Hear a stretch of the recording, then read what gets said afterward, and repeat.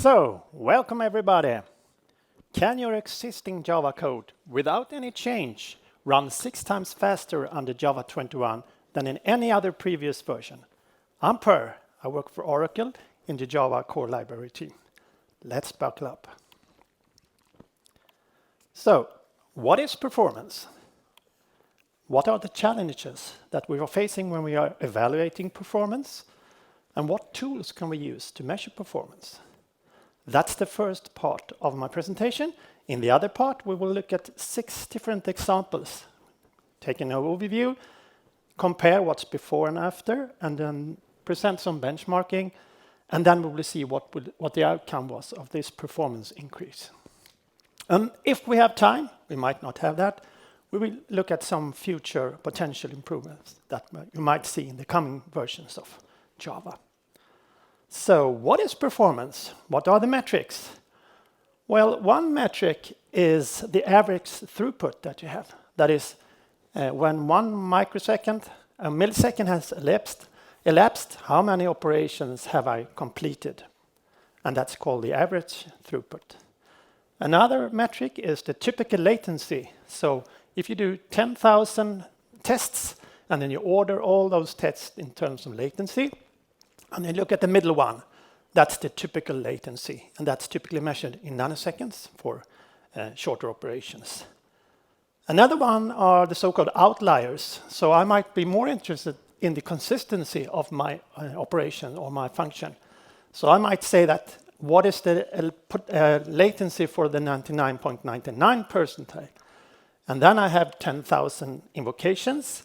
I sort them just as I did in the previous example, but then I just take away the slowest one and look at the second slowest one. And this is, of course, much harder to achieve good performance for this kind of way out outliers.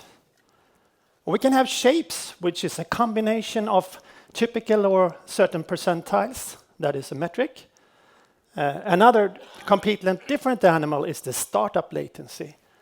Maybe I have a web application, and what is the time from when I start my web application until the first request can be served?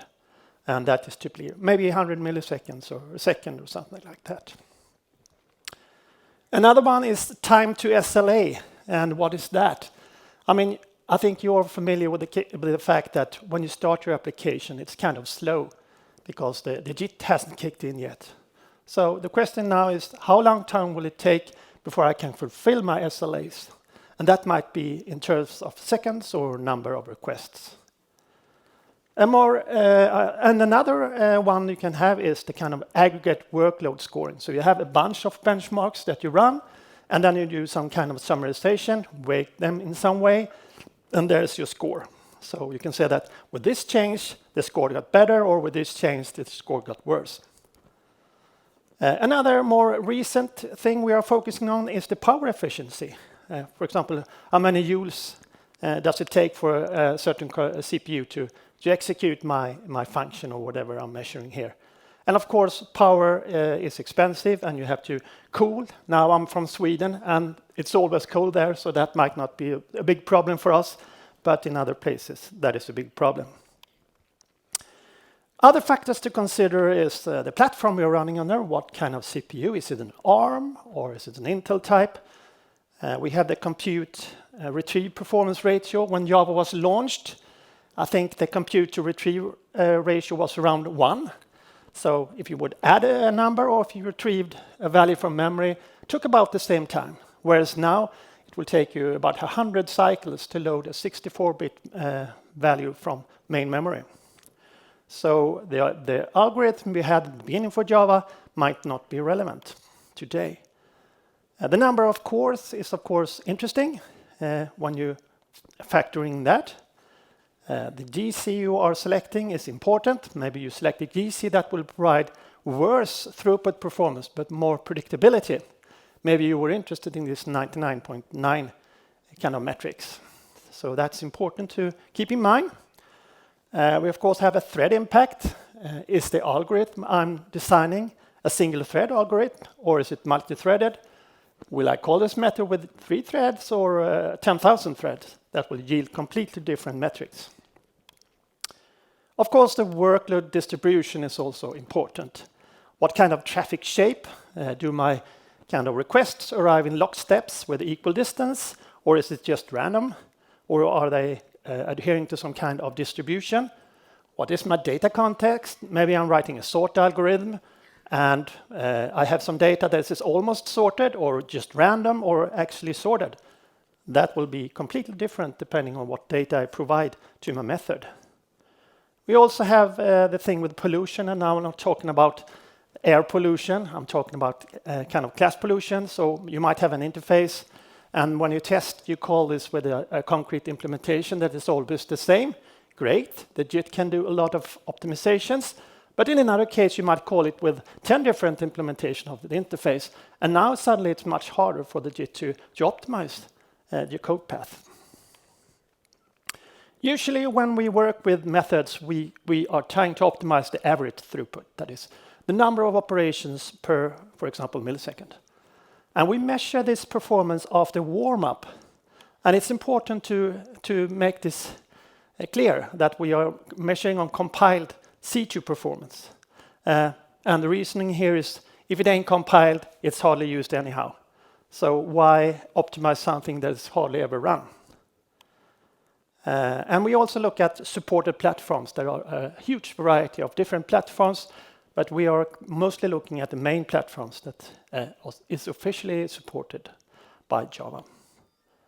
So, what are the challenges when we evaluate performance? Well, I actually got this in mail several times. I ran the method once and it was slow. Well, you are kind of want to answer something there, but you should stay aware of that. Don't answer that. Just say them that this might not be a good idea, because this is one of the typical banana skins that you can stumble upon. Single-shot testing is very jittery and often counterindicative. Let's say, for example, that I am computing something lazily, so that next time I call that method, I can just return what I lazily computed. Of course, when I invoke this method the first time, it will be slow, but the next 100 million times I invoke it, it will be faster. I think that's a reasonable trade-off to do. So make sure you're testing your method a number of times. Interpreted code behave very differently from compiled code. And the C2 compiler is able to do a lot of optimizations. It can inline code. It can do something called escape analysis that can take away objects that doesn't really get created even if your code actually mandates that an object is created, and it can do a lot of other things. This is an interesting one.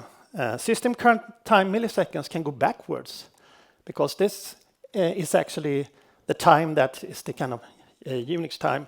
So if you get an adjustment from the network transfer protocol, for example, it might be the case. It's very unlikely, but your test code might complete in negative time. And of course, that sounds encouraging, but has nothing to do with reality. The JVM can eliminate dead code. It's very clever. It can eliminate both code that is in your method and things that you're kind of calling it with. So it's important to kind of make tests that really uses every single branch in your code. Otherwise, you will get the wrong answer. This is another interesting thing. Testing on a laptop might yield inconsistent results. So maybe I do a test and I have my power. I have this one inserted here, and everything looks great. And then I take my laptop and sit in front of the TV, and I would like to try the test again. And now suddenly it doesn't look so good anymore. And that's because my laptop is trying to conserve power. So it's kind of throttling down on the CPUs. Or maybe I did the test in the evening, and it was great. I didn't sit in front of the TV. I sat in my regular workspace. But it turned out that in the evening I had a lower intensity of my screen, and therefore the computer consumed less energy, and therefore it can run faster. So these are pitfalls that you can fall in. This is a classical one. This is a rookie mistake. You run a benchmark over a long period of time, you get the result, and then you think you're clever. I want to fix this to make my method much faster. And then you run it, and then you look at it, and you get disappointed because it's slower. But the reason it ran slower was that it was hot. And maybe you have your earphones on, and you were listening to hard rock, and you didn't hear the fans were spinning like crazy. and that the laptops will throttle down on the CPUs. So your code was actually faster, but the computer was slower. Of course, other apps can start, and you have no control of that. So how do you measure performance tools? Well, someone can say, I roll my own performance measurement framework. I would say, good luck with that. You can do that if you really know what you're doing. But I recommend sticking to JMH, for example, which is a tool that kind of harvested a lot of educators over the years. We use dedicated server-grade computers with disabled power management, with a lot of different platforms. And we have continuous evaluation to catch potential regressions. So if I check in something that is good, and it wasn't that good, it turned out, I'm very sure the guys will contact me and remind me of that. We have also tools that wraps JMH, so we can do different scenarios. What if we use this branch, we use this other branch, and you get this kind of statistics. Very good for getting an overview of different solutions. So JMH is a tool that you can annotate your benchmark with a benchmark annotation, and that will be run automatically by the framework millions of times, usually. And it properly consumes the results and prevents dead code elimination and prevents inlining of your input data. It runs several rounds in separate VMs to kind of isolate things that can happen when you just run it once. It adds a warm-up phase. Actually, you can set your own metrics around this. And you get an estimate error margin. So you have this kind of stochastic variable in your code, and then it will kind of estimate the error margin, how good the measurement is. And the longer, of course, you measure, the lower error margins you will get. There are a lot of other things that are out of the scope for this presentation, but you should look into this if you are working with performance. Other tools, of course, you can inspect the compiled machine code that will give you an idea what's going on under the hood. There's Flight Recorder. You can see where do my methods spend most of the time. And of course, if you learn Linux, you can use perf to get more under the cover, under the bonnet kind of information, what's going on in the kernel. So that completes the first sections. And now we're going to look at 6 different examples. The what's, hows, and buts. And I know you're all sitting, so I'm not talking about those buts. I'm talking about other buts. So there are hundreds of commits every week in the JDK. So why have I selected these 6? Well, I was a bit lazy, so I took some of them that I have driven. We don't work as a single person, we work as a team, but I know a lot of these kind of PRs that we did. So the first one is perform I/O operation in bulk for RandomAccessFile. Now, RandomAccessFile has been around since Java 1.0, and it has now gotten some well-deserved love that I will show you right here. So here we have the RandomAccessFile as it were before the modification. And you can see here that in this case I want to write along, so I shift it 56 bits, that's the high order byte, invoke write, then I shift it 48, invoke write, and so on. And the problem here is that we are using JNI access. Each write that writes a byte will invoke JNI, which is slow because you have to do thread transitions, a lot of other things when you kind of turn into the native world. So I thought, why don't we do this within one step? And that's exactly what we did. So instead we have a byte array here, and then we have a utility method here that will set along into that byte array with just one operation. We will, in the next slide or the next after that, show how that method looks like. And then we only do one JNI access. And when we did this, we were expecting that this might be, well, not 8 times faster, but maybe 6 times faster. So this is byte array under the hood. This is an internal method in Java. So we're using something called a var handle here, which allows you to manipulate data. And we're saying here that we have a byte array, but I want to look at it as an array of longs. And then I just invoke that var handle and set this value in the array at offset, at a certain offset. Now, of course, in our example, the offset was always 0 because we were only using a fragment. So here we have the benchmark. I tested this with 1 and 5 kilobytes of data, and there is a lot of setup code here that I'm not showing here. that will, for example, calculate size as 1024 times the kilobytes. And it will set up a random access file in a good way so that the I/O performance does not influence what we're trying to measure here. And the actual benchmark is called write long. We had a bunch of other, like write int and write short. And then we did seek to the first position, and then we will kind of write out all those longs. And then we can analyze the result. And whoa, wasn't this a great success? So if we look at write long, for example, it was more than 6 times faster, just as we thought. And int is like about 3 times faster, and read short is about double the speed. Just by changing a few lines. That's really good. And there we are. This is the answer to the initial question I raised. Can your Java application unchanged run 6 times faster? And the answer is no, it can't. Unless you're hammering random access file write long. Only then can it be 6 times faster. But don't be disappointed, because there's a huge use of random access file in the wild. I have this tool that it can analyze open source libraries. And there's a lot of libraries that is using random access files directly. And it's actually over 100,000 artifacts in the list I have. And then to that, you should add all the kind of closed source libraries that are using this. And then there's a transitive use of random access files in the JDK itself. So all these classes here is using random access files. So for example, if I did a simple test here, I didn't choose long because that would give better performance. I took the middle one, which was int. So image input stream is now 10% faster for free, just because random access files just got faster. So we have this kind of transitive flux of performance updates. So what is the use of all this transitive use of RAF in the wild? I didn't check that, but I guess it's maybe 200,000, I don't know. And then we have a transitive to the N usage of random access file in the wild. For example, if you have an application A that is using a library L, where the library L depends on the library M, where the library M depends on random access file, then you get performance increase. Or if your application is using a class that depends on random access file. So you will understand that making all these fundamental Java classes faster will have a great positive impact on the Java landscape.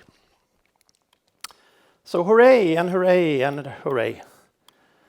Super good. So future improvements to random access files.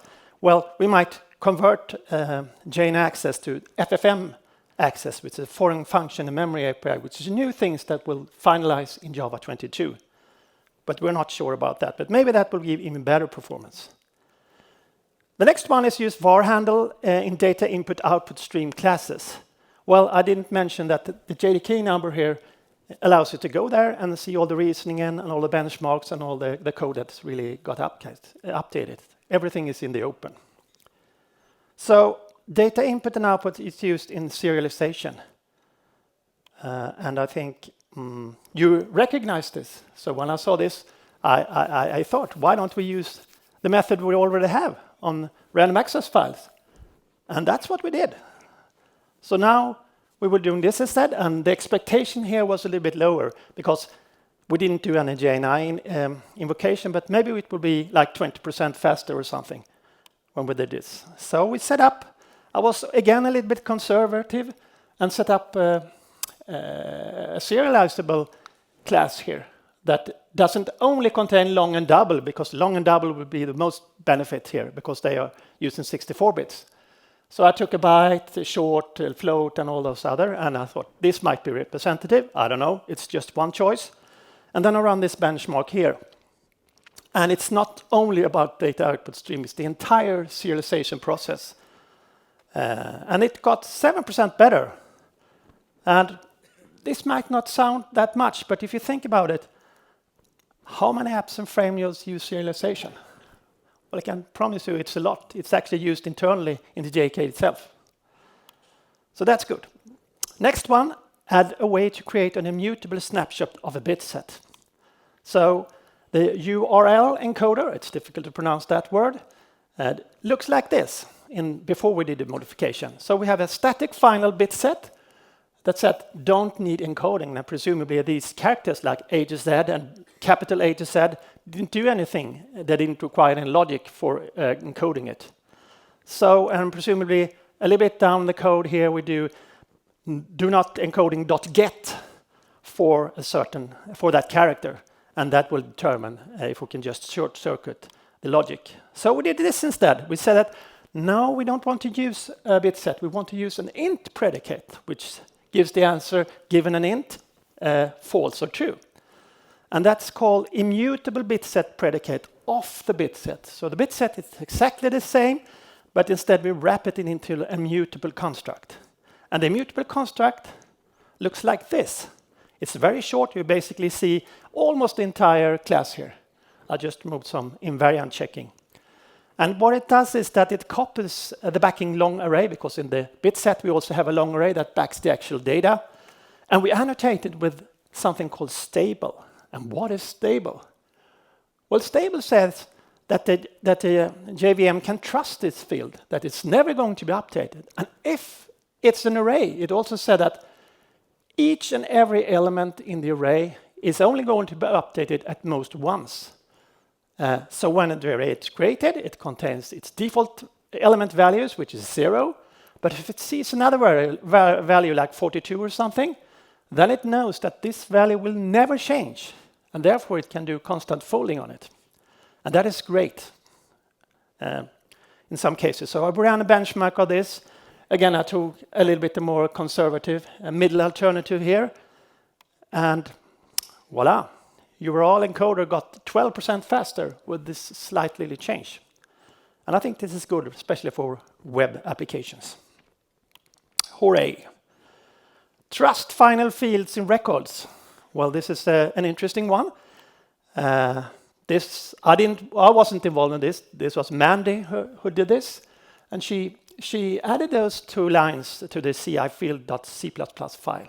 And it sounds very simple. If Holdel is a record, return true. And this means that the record fields in a record class will be trusted the same way as this magical stable annotation I just showed. You might be a bit angered that I can't use stable in my code because it can only be used internally. But now you can use records instead and get the same benefit. And of course, it wasn't just these 2 lines. These are the 2 lines that kind of unleashed the performance increased. But before we can do that, Mandy has to go through a lot of other things, trying to prevent serious reflections, to really update the final fields. She updated unsafe to prevent us from actually getting the offsets. So we couldn't use unsafe in a simple way to modify these values. And only then we can trust them. I wrote an article about the entire concept, and if you're interested, please go there and read all about it. So, how do we model this? Let's assume we have this all familiar point with an x and a y getter. And then we can go about and create this regular class that we used to do before we had records. So we declare a private final int, we have a constructor, we set the values, we have the getters, we implement the 2 hash code and equals methods, which I'm not showing here, which is tedious. And then we find out, why don't we do this instead? We can have a record point, which is an x and y, which implements point. And that's it. And as it will turn out, this will be much faster. So it's not only simpler, it's faster. So it's a bit of delay here. So here is the benchmark I did. So we have a regular origin, which is the origin point in the coordinate system, illustrated by the regular point, which is a normal class. And then we have a record origin, which is the record point that we showed on the last slide. And then we have the actual benchmark. I'm only showing the benchmark now for the record. There is a corresponding one for the normal class that I showed. And it says that if point is record origin x, point x I mean, and then point y is equals record origin y, then we are at the origin, we consume a 1, otherwise we consume a 0. They consume stuff, it's just to prevent the JIT compiler to kind of short circuit the code here. And the good thing now is that because records are trusted, it can inline the values here. And the values for record origin x is 0. So effectively this will become if point x equals 0 and point y equals 0. And that is, of course, faster than going out and getting some field somewhere. So, hooray, 12% increased just to use a record. So try out records. They are not only simpler, but they are faster. This is a scary one. Unroll by hand string UTF-16 and string Latin-1 polynomial hash loops. Wow. Maybe we should go there. We only have 6 minutes, so let's go there. This is how it looked before. This is a polynomial hash code. You might recognize it. In fact, the string hash code is into the specification of Java. That's one of the very few cases when the hash code is actually defined. And we are kind of iterating. We're starting up with 0 and then iterating over the entire array and doing some math, and then we return the mutated h value. In reality, though, I think the JIT compiler will be able to auto-vector this. So we will not have this kind of single operation. It will do some kind of optimizations. So this is actually faster than it looks like. But it can be even faster than this. So the guys who did this actually wrote machine code that did all the computation of this. I won't go into the details here. It's over my head, I must admit. And then the string Latin-1 looks like this instead. So if length was 0, we return 0, because that was the hash code for a 0-length string. There's a triplet case if the length is 1, and otherwise we invoke this vectorized hash code that was unrolled. And so this improved string hash code by a factor of 2, and I think this is tremendous effort that they did here. Because where are you using string hash code? Well, if you have a set of strings, you use string hash code. If you have a map that maps strings to some value, you use hash code. If you switch on a string, you use hash code, and there are many more cases when this is important. This is the last one, improve string length performance. And this was not actually made in the JDK mainline itself. This was made in the Panama projects, which I'm working in. And the Panama is kind of allowing us to access foreign data and foreign functions. So the object here was to see how long is a C string. You might know that the C string doesn't have a length. It's just characters, and it ends with a null termination. That is a byte with 0. So we have this memory segment here, and then we just iterate over it, and we get each byte and check, is it 0? Yes, it's 0. We return that offset. Very simple. And if it overflows, it was too big. So we basically do like this. We have just one part. We look at it. Is it 0? It's a 0. It's a 0. It's 0. Very boring. And not so efficient, it will turn out. So after we did this modification, we do it like this instead. We have a head, a body, and a tail. And the head was everything that was before we encountered a long-aligned boundary. So in this case, it was 3 bytes that we have to read manually. And then we can use longs instead of using a single byte. And that is hopefully much faster. And then there is a tail. So anything that goes after the full length aligned, we have to take care of manually, just like we did before. And of course, we must have some kind of clever method that kind of knows if it's a 0 in or not. So this is the new method. It's called chunked string length byte.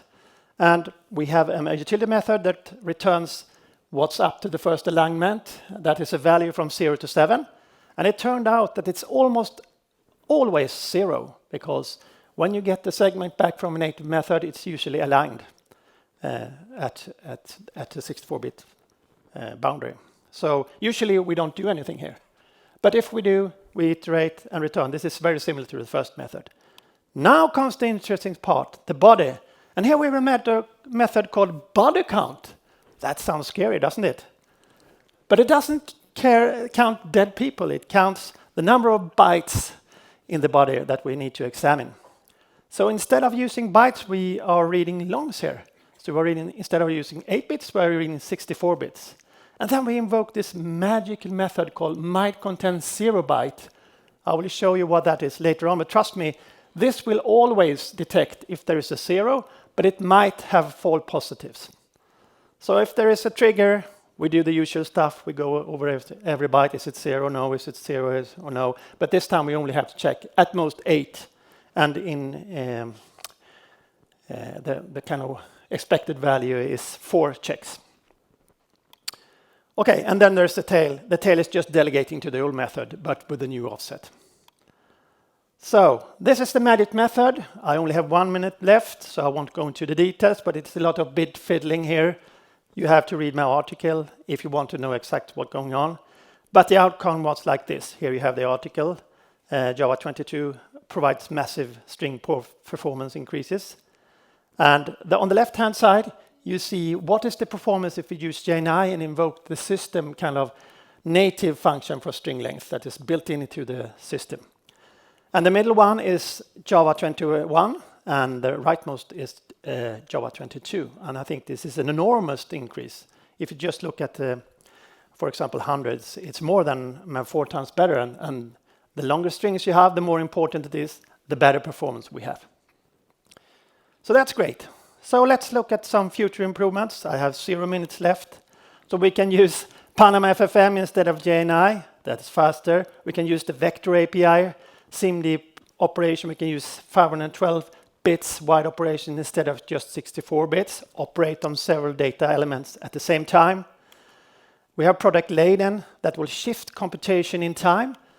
We will get better startup, better time to peak performance, and we can compute things after compile time, before runtime, in something called distillation time. And this addresses everything that I have not spoken about today, the startup time, and the time to performance. And it's great that we will kind of work in that area too. So Java will remain performant over the coming years to come. And don't take my word for that your application will run faster. Go to jdk.java.net, download and try your application with that. And with that, thank you for your interest.